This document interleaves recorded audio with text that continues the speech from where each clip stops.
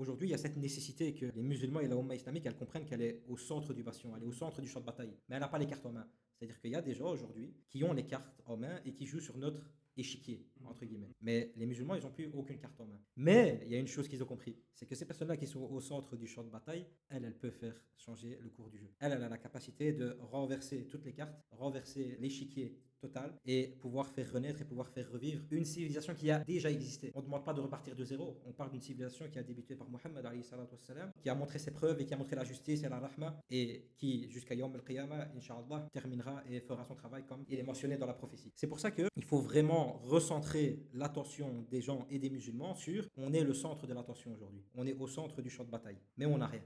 On doit revenir à la sira du prophète alayhi salatu wassalam, on doit revenir aux sources et de savoir comment est-ce que le prophète alayhi salatu wassalam a fait pour sortir de cette étape de lutte intellectuelle et de combat politique pour réellement reformer en fait cette entité physique, cette entité exécutive qui va venir en fait appliquer les lois. Parce que comme on l'a mentionné, l'objectif d'une idéologie c'est d'être mise en application. À quoi bon avoir un digne folklorique qui nous dit de jeûner, de faire le hajj, de faire tawaf, de faire sujoud, si derrière une grande partie des règles et des préceptes islamiques ne sont plus en application.